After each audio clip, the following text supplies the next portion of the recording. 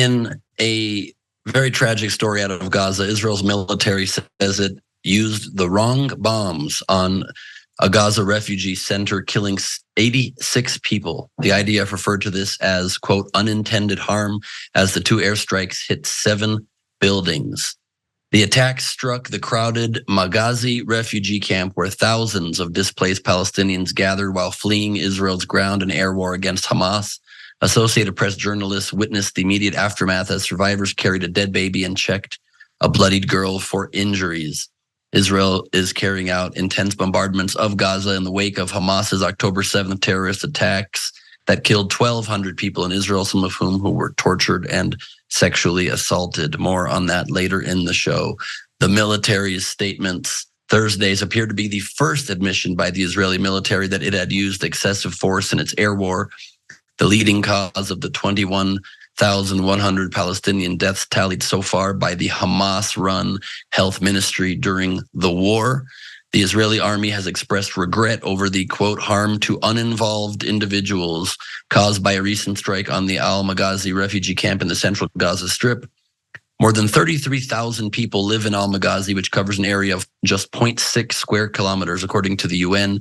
An Israel Defense Forces, or IDF, spokesman said on Thursday that fighter jets had, quote, struck 2 targets adjacent to which Hamas operatives were located on December 24. A preliminary investigation revealed that additional buildings located near the targets were also hit during the strikes, which likely caused unintended harm to additional uninvolved civilians.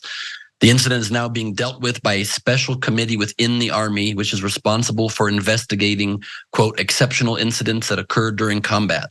Israel's Khan broadcaster reported, citing an unnamed military official, that the investigation had revealed the appropriate ammunition was not used in the attack, leading to the extensive damage. The Israeli military said in a statement that it regrets the harm to uninvolved individuals and is working to draw lessons from the incident. More in a moment, but first I'd like to take a minute to discuss it. I have some thoughts on it, but I'd love to hear, Cenk, your thoughts on it to start us off. Yeah, so look, I appreciate the honesty here, and it's not something that you're gonna get from a non-state actor. It's not like Hamas is gonna at some point go, our bad, we killed too many people there in that incident, right? On the other hand, I'm kind of puzzled by it because it makes it look like they made one mistake when it, based on all the reporting, it appears that this is kind of regular course of business. I mean, there was another strike at a refugee camp. They claimed that they got one Hamas leader of a sort, and 126 civilians were killed, over half of them children. And Israel did not say that that was a mistake and do this procedure, et cetera, with it. They've been dropping 2,000 pound bombs all over Gaza, and none of those are a mistake, but this one was a mistake. So, like I said, on the one hand, I'll take it. On the other hand, I'm confused as to how this is that much different than the massive damage that has been done. I mean, give you one stat out of a lot of stats. Up to 45% of all buildings in Gaza have been damaged. I mean, it has been obliterated. So, okay, but I'll take accountability on one as opposed to none. So that's how I feel about it for now. I think you're spot on, Cenk. Here's a tragedy: 21,500 people in Gaza, plus all of the people in Israel lost their lives. I feel like all of the bombs dropped in this war on both sides are the wrong bombs. And what I mean by that is we absolutely need to get rid of Hamas. Hamas is a problem directly for Israel, but the entire world. But this war has not proven to be the way that we're gonna get rid of ideology. America tried to bomb its way through ideology and it didn't work. And I think the same thing didn't happen when Russia was in Afghanistan. So I think we need to be serious with ourselves and our friends and our allies all over the world about what it's gonna take to get rid of extremists and not make more extremists in the manner. The tragedy is, we know this isn't the first mistake. Israel, the IDF has actually killed Israeli hostages by not following just basic tenets of war when people are waving white flags and screaming, we are not combatants. And I do understand that in war, it is bad to judge people in war because the stresses of war. My first job, of course, was the Marine Corps. And I have plenty of friends who were active during war who talk about what the stress does to a normal person But with that said, this is even more reason to end this war sooner than later. Yeah, I agree with most of what both of you guys said. I just wanted to, make a couple of points of my own. I agree completely. The death toll is horrific, and it is so tragic that this is how this campaign has been carried out, that this is the only way that the Israeli government feels that it can dismantle Hamas. I am still, however, waiting for a better suggestion that is actually practical in the real world. Every single loss of life, of innocent life, is very, very tragic. I think Israel didn't call the first refugee bombing a mistake, because I think they used the bombs they intended to use in that one, and that was a huge loss of innocent life to get one commander, but at least that one commander was gotten, and that's a step toward ridding the Palestinian people as well as the Israeli people of Hamas. I don't see a better way other than encouraging Israel, the Israeli government, and the IDF to continually be more and more strategic. While 86 deaths are very, very tragic, I would just suggest to think for a moment about the fact that if there are 33,000 people in such a tiny space, and a mistake of a bigger bomb being dropped than was intended killed 86 people out of 33,000, it indicates perhaps that the IDF is trying to be, even when dropping unguided bombs, which is just what those bombs are. Dumb bombs just mean they're not GPS coordinated, but they are dropped from coordinated, GPS tracked, and very focused fighter jets, is perhaps still fairly focused, even though in this tragic instance it lost a lot of innocent life. I don't know what the better solution is, other than considering at this point that Israel is in the south and there are not a lot of options left for Hamas.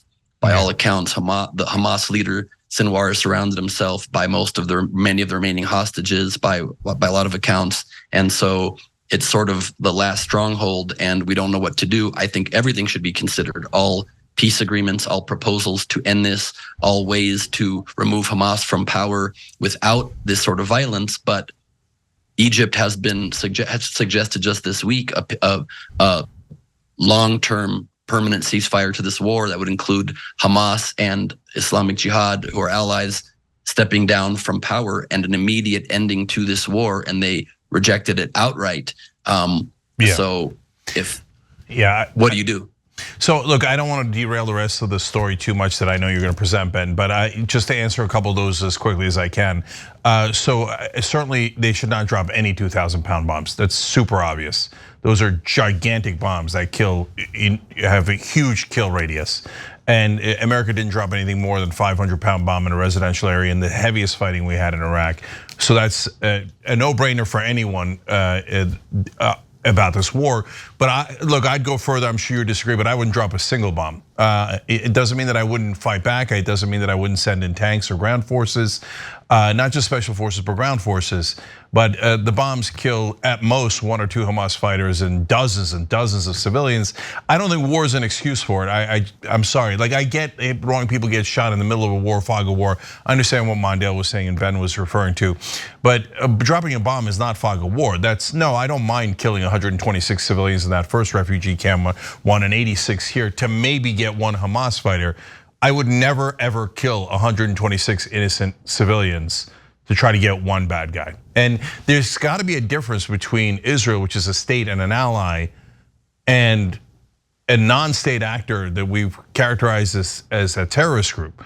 We can't say like, we're not quite as bad as Hamas, is not a great answer at all. And in fact, of course, as we pointed out many times, Israel has actually killed 20 times the number of people Hamas has, and saying they have no choice. I couldn't disagree more. They have a lot of choices. The death of 21,500 Palestinians is a choice that the government of Israel made. It was a choice to kill them. So in terms of peace, they have to get to peace. I agree with Ben completely on that. If we don't get to peace, then this is gonna go on and on for the rest of our lives. Hamas kills them, Israel kills them. I hate it on both sides. But the peace offers also have to be realistic. I think Egypt did make one realistic one with 3 different stages, and I wish both sides would consider that. But the 2 sides have preposterous, so-called offers. Israel says, "Oh, Hamas has to surrender and give up, and we kill all of them," and then in fact, Israel says that it needs to de-radicalize the Gaza population before it accepts peace offers. What in the world does that mean? That's just nonsense. What are you going to do? Education camps? I mean, what kind of camps are you going to do to de-radicalize the Gaza population and get them to what? Love you and never fight back? That's insanity. And then Hamas has its own insanity. No, just to get them to not want to kill you and pledge to kill you or support that action. No, Ben, that's insane. Insane. That's very different. Insane. When you're in a war, they should be allowed to continue wanting to kill. Yeah, Ben, in a war, the other side doesn't get to say, now all of you, we're going to put you in camps. We're going to brainwash you into loving us. That's not a thing. That's not a thing. You make peace with your. It is a thing. It is a thing. It is a thing. It is a thing that the problem is, it's a very bad thing. We saw it when America tried it with the Native Americans. We saw it when they tried it with Africans. You can't educate people into loving you. It is a bad idea. First of all, we should consider saying that you kill one Hamas person with a bomb that kills 100 civilians does not mean you got rid of one Hamas. It means you made so many more Hamas soldiers because of their innocence. We have to think. I think there's some truth to the fact that diplomacy freed so many hostages, not this war. And if we're being honest, I think I hear you, Jake, about them needing to fight back and them shouldn't be dropping in any bombs. I also say that we shouldn't have a serious, full-fledged army in Gaza right now. I don't think it's a smart way to fight this war. I don't think it's. But then every suggestion you guys make is one that disarms Israel and not Hamas. It doesn't make sense. You guys cannot keep suggesting that Israel is again the only nation in history that does not get to fight and win its war, and that you say you wouldn't drop one single bomb. If you wouldn't drop one single more bomb, you don't understand how war works. You can say it needs to be more targeted. You can say they shouldn't use 2,000 bombs, which the US has used, rarely uses currently anymore, but it's not true they don't use it anymore. But to say you can't have the argument both ways, Cenk, but you can't argue it both ways. You just said there has to be a difference between a state actor and a terrorist group, and then a minute later say, but then all the things that Israel does do that are different, you then try to take away all awareness of those things and call them the same. You cannot say Hamas gets to keep doing what it does, but Israel has to stop waging its war. But Ben, no one says that. We hate what Hamas is doing. So, but you're saying Israel has to allow it. No, we don't. We're not saying that Israel has to allow it. Ben, look, look, Mondale and I have different suggestions. I've told you I'm okay with ground troops, and a lot of people hate the idea of ground troops, but I get it. You've got to go in there. I think the bombs are indiscriminate. I think the bombs kill massive number of civilians. But saying like I'm tying Israel's hands behind its back, they're not allowed to fight back. They already killed 21,500 civilians compared to 1,200. So what do you need it to be? 40 times, 100 times? This idea that you're going to wipe out every single Hamas fighter is insanity. It's just basically saying, oh, I'm just going to kill. No, there's a difference between Israel and Hamas. And Israel does a lot of things better than Hamas. They're not going in there and like raping the women, etc. Right? And they abide by some degree of war, laws. Not unfortunately not nearly enough, but there are plenty of war laws they do abide by, and Hamas does not abide by. But at the same time, they have massive military firepower, and they've already killed so many people. Jesus Christ, Ben, what's your solution? 40,000, 80,000, 200,000 until you're positive that the entire population has been de-radicalized through bombing them to death? I will tell you my solution. My solution is that, like I said a few minutes ago, every single option that is possible at the same time be initiated and continued until a resolution happens. But it will not happen if you ignore the reality on the ground. So it is much preferable, all three of us agree, that Hamas agree to any peace proposal, to any even permanent ceasefire proposal put forward by Qatar or the US or Egypt, but they say no to anyone that takes them out of power. Then you say, but it's ridiculous to expect this terrorist group that you you acknowledge as terrorist group to ever say they're going to go out of power, but then Israel shouldn't drop one bomb. But their advantage is the fact that they have superior air power, but they shouldn't use it. They should only use Hamas's hand-to-hand tactics because no, I didn't say why? Because they're no longer a state actor. And so it has to be all of that at once, while wherever possible, reducing the loss of innocent life. But it has to be all of that. The reason that, Mondale, to what you said, that diplomacy got hostages back in the first place was because of the first 2 months of the war. That would not have happened. Hamas would never release hostages just out of negotiation because they wanted to be cool guys. That's not how Hamas operates. They are violent, horrible, disgusting terrorists, and they only did that out of a desperate need to do so. And so the realities of war coexist with the hope for peace, and the only way possible forward is to do all of it. If Hamas agrees to an agreement where power is less important to them than protecting their own people, then perhaps we can get some agreement that can end this war. But to continually only put all demands for ending the war and the innocent death on Israel, who was attacked and is trying to neutralize the group that all three of you agree needs to be neutralized, but then tell them they have to do it with one hand tied behind their back. Yes, they do, Ben. They've already killed 20 times the number of civilians. 20 it's not about times. It's about the 20 times. How many people are they going to murder? How many? When is it going to be enough? How many murders are going to be enough? When is Hamas going to agree it's enough? When does Hamas agree it's enough? When does Hamas? Don't pretend Hamas is making you kill them when Israel is making the decision to kill them. Of course they are. That is not true because Hamas That's is not putting true. themselves in all these Hamas controls the Israeli military. Hamas is like, okay, Netanyahu, you do what I demand. I find it. Terrorists do control that narrative and decide where it goes. 100%. Let's take a step back. Let's take a step back and let me just say this. It is illogical to say that using special forces like a scalpel and not a butcher's knife is tying Israel's hand. I also think it's not completely true to say that I don't understand war when I say you don't have to use bombs. You don't have to use bombs to be more effective than what we are right now. And when I say we, I'm talking about our allies, Israel. You don't have to use Name bombs. one war that hasn't used bombs. Name one war that hasn't used bombs. Name more military tactics that were successful that didn't use war is what I'm saying. Yeah, right. I agree. By the way, if you want to get people who are dug in, yeah, I can name you a spectacular example of not using bombs. Osama bin Laden capture. We send in special forces. We didn't bomb half of Pakistan. That would have been totally counterproductive. It would have turned all of Pakistan against us, and it would have actually helped to protect bin Laden, because then the locals would have wanted to protect bin Laden because you just murdered their family members. Instead, we did a tactical strike and got the bad guy. That was after many years. That was after many years of decimating. And many years of totally wrong-headed bombing of problematic. Yeah, America was problematic. I agree. I agree. We as progressives held our ground about how horrible America was acting in that war in those 9 years. It is not as if we didn't criticize this country when she was behaving in the very manner that Israel is right now. We cannot say that it is okay or that we are comfortable with killing 21. What percentage of the population is that anyway? What is it? 2 million people, or was 2 million people, and we wiped out 21,000, injured another 55,000. There has to be a better way. Also, why are we complacent and not demanding that Benjamin Netanyahu leaves as well, when he knew, when he received the call from Qatar, that this government was still being funded and he was okay with it while he was creating or supporting settlements in the West Bank? We can't sit by and say that war is the only answer when it's failing epically right now. This is a failure.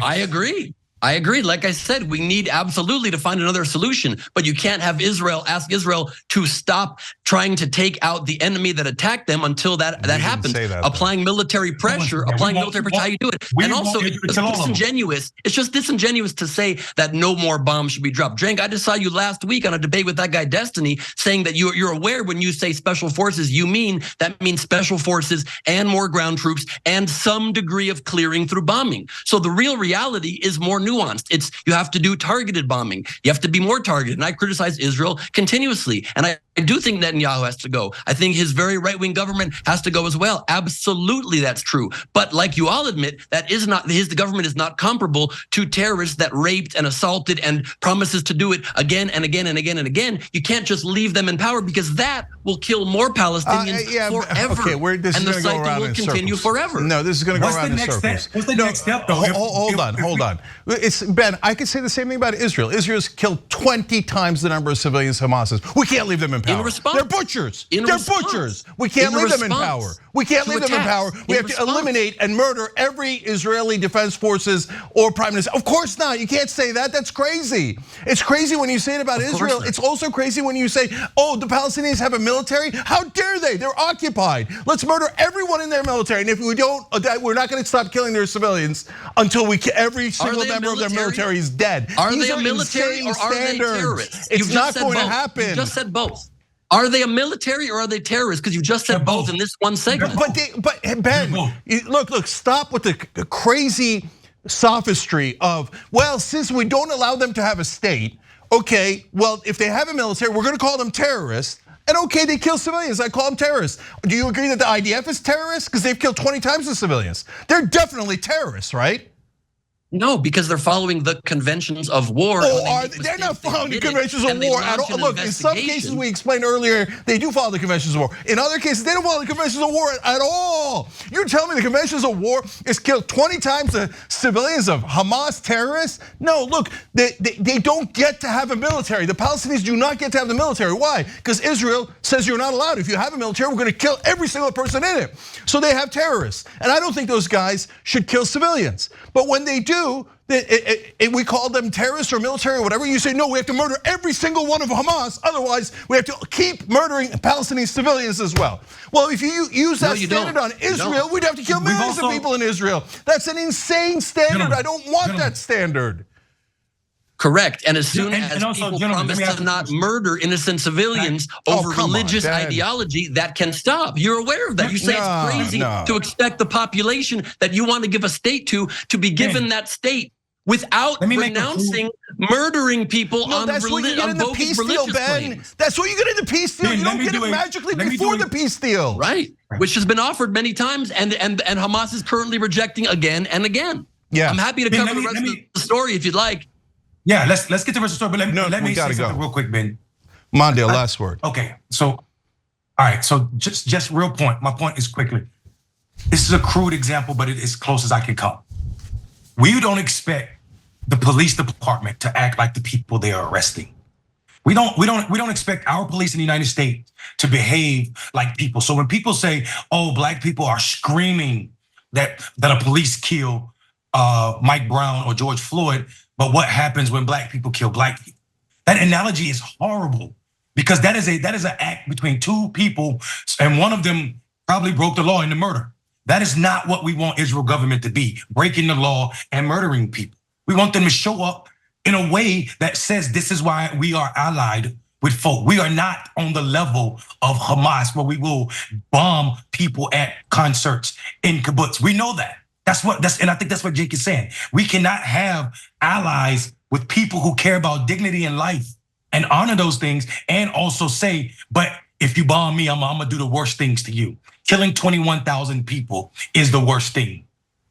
I agree with you 100%. And following the laws of war is exactly what should be done. And in instances when it's not done, there should be investigations like are happening now, but not even just within Israel, with international courts as well, when there are instances of that. That's how you hold a state actor to account. But to saying they can't wage a war is waged until the agreement, the basic point is this.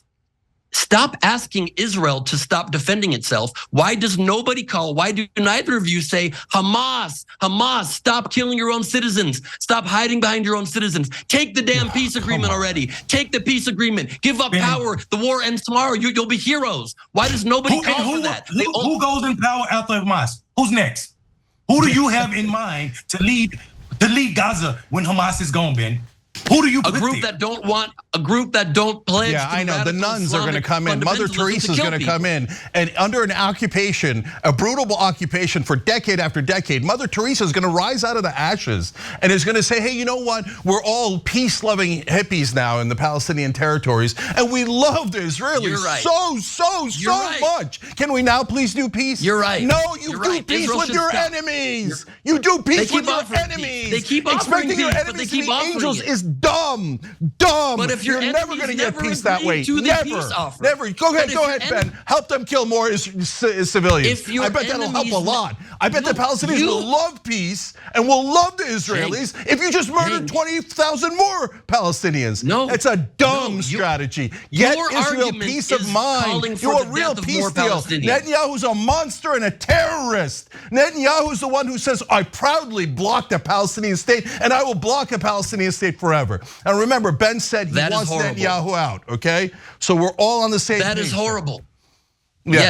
Yes, but the longer that you do not call for Hamas to accept every peace agreement or every ceasefire agreement offered to it, the more you are calling for the long-term endless cycle of Palestinians dying. Some of it can be on your side. You can realize that. Ben, but listen, for a second, listen. ISIS, I wanted them gone. I wanted them to not bomb a single person, not murder, not rape. ISIS, horrible on every level, right? But for me to say, I call on ISIS to surrender, useless, totally useless. That's not how it's going to work. Okay, there was 1,000 militia groups inside of Iraq when we were in the midst of that war where they did terrible things, and I could wag my finger at them and go, you are a radical terrorist group. You should surrender now. It has no use. Whereas Israel is our ally, and we can ISIS is now mostly decimated. Why? And ISIS is now mostly decimated. Why? And ISIS is now mostly decimated. So ISIS, in terms of asking them pretty please, was never ever going to work. But ISIS was not. So the other option was a completely different situation than Hamas, where where the civilians are right next to them. There's no choice because Israel has them in a prison. They're in prison, Ben. You have to let them out of prison. Take a peace deal. They're innocent civilians. Take a peace deal. Okay, yeah. So Hamas take a peace deal and it's over. I could do it today if I was the Israeli leader.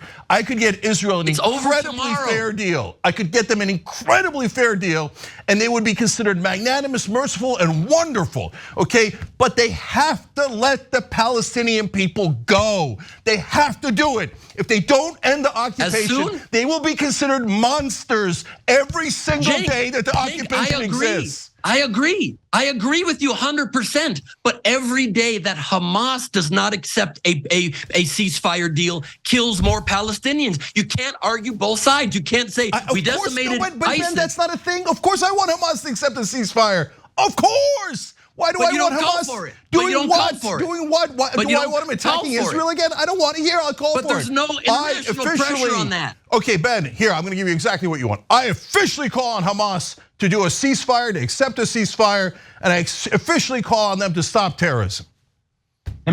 Great. I think perfect. Also, Ben, if you listen to your articulations of what Hamas has to do, it's completely different than what you're saying. What Israel has to do. You said Hamas must accept every peace agreement put forth to them by the United States, Egypt, and also Israel. Just one of them. Just one of them.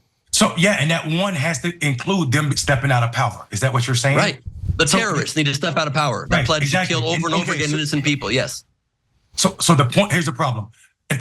I think what happens is we get emotional about what's going on right now, and then we make crazy statements, i.e. the fact that you said ISIS is no longer around, is decimated. ISIS is not decimated. ISIS is strong. I said largely decimated. They're not even largely decimated. They just carried out a multi-stage campaign in central Syria, releasing prisoners. That organization is still strong. What happens is Americans' attention is no longer strong for it. We're talking about other things. And I think that's what happened in our country. We believe whatever is put on TV, that this is the end of this organization. We walked away spending so many American lives in that war, and so many American veterans crippled and came home broken, either physically or emotionally, only to find out that it didn't work at all. What we're saying right now is Israel looks like America doing that George Bush faulty war in Iraq. That is not a good thing. Yeah. That is not a good thing. Hey, thanks for watching that video. We really appreciate it, guys. And we appreciate it if you become members, because that allows us to be independent, honest, progressive, all the things that you don't get from corporate media. And all of that is because of you guys. Hit the join button below and become one of us. Become a Young Turk.